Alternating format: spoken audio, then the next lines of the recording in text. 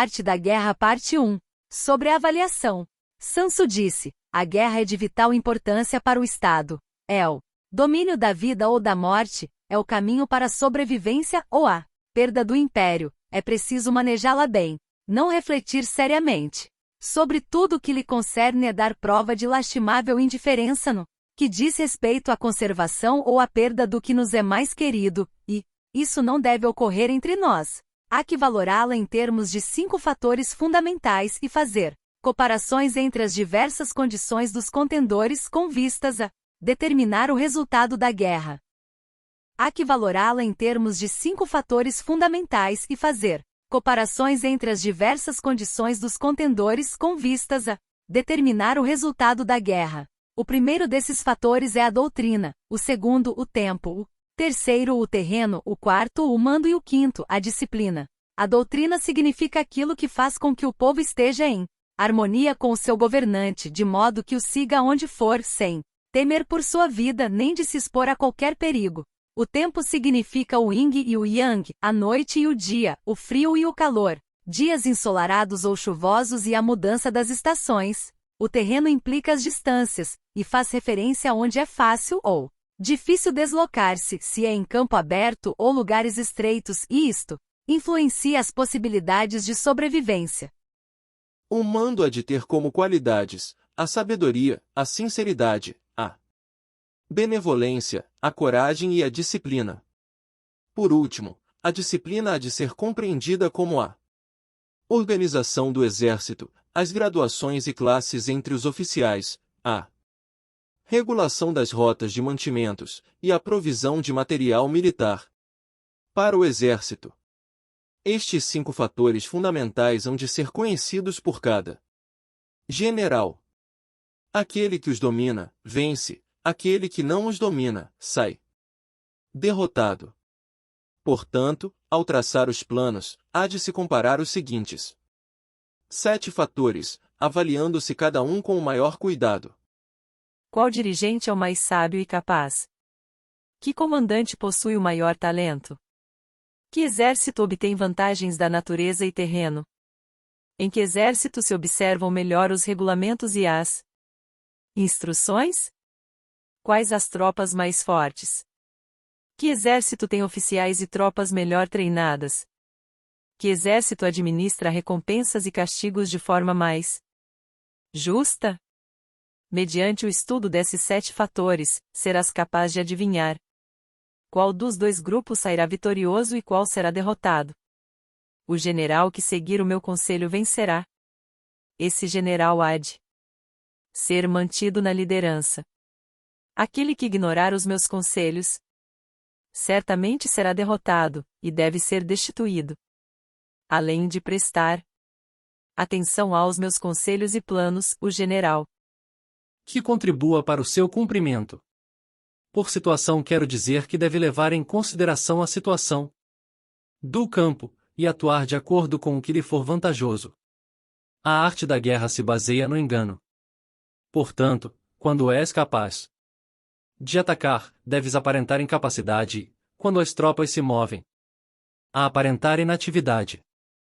Se estás perto do inimigo, deves fazê-lo crer que estás longe, se longe, aparentar que se está perto. Colocar iscas para atrair o inimigo.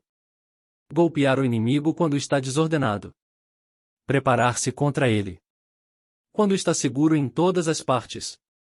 Evitá-lo durante um tempo quando é mais forte. Se teu oponente tem um temperamento colérico, tenta irritá-lo. Se é arrogante, trata de adular o seu ego. Se as tropas inimigas se acham bem preparadas após uma reorganização, tenta desordená-las. Se estão unidas, semeia a dissensão entre suas fileiras. Ataca o inimigo quando não está preparado, e aparece quando não te espera. Estas são as chaves da vitória pela estratégia. Agora, se as estimativas realizadas antes da batalha indicam vitória, é porque os cálculos cuidadosamente realizados mostram que tuas condições são mais favoráveis que as condições do inimigo. Se indicam derrota, é porque mostram que as condições favoráveis para Batalhas são menores. Com uma avaliação cuidadosa, podes vencer, sim.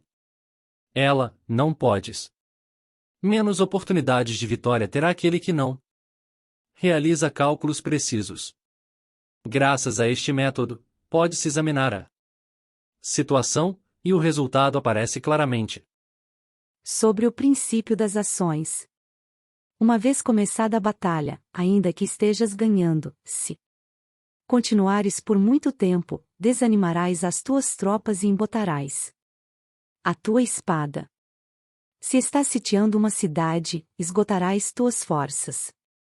Se mantiveres o teu exército durante muito tempo em campanha, teus mantimentos se esgotarão.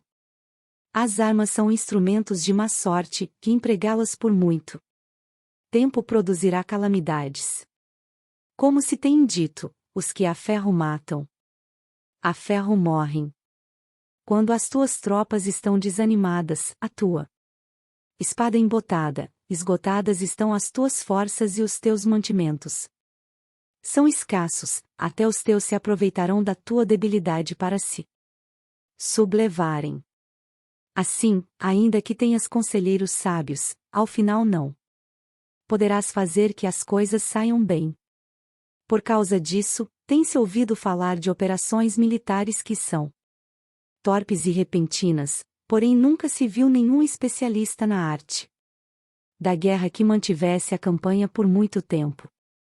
Nunca é benéfico para um país deixar que uma operação militar se prolongue por muito tempo. Como se diz comumente, ser rápido como o trovão que retumba.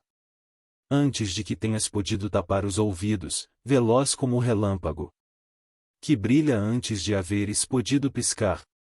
Portanto, os que não são totalmente conscientes da desvantagem de servir-se das armas não podem ser totalmente conscientes das vantagens de utilizá-las. Os que utilizam os meios militares com perícia não movimentam suas tropas 2 vezes, nem proporcionam alimentos em 3 ocasiões, com um mesmo objetivo. Isto quer dizer que não se deve mobilizar o povo mais de uma vez por campanha, e que imediatamente depois de alcançar a vitória não se deve regressar ao próprio país para fazer uma segunda mobilização. A princípio isto significa proporcionar alimentos para as próprias tropas. Porém depois que se tiram os alimentos ao inimigo, agradecemos todo ouvinte amigo.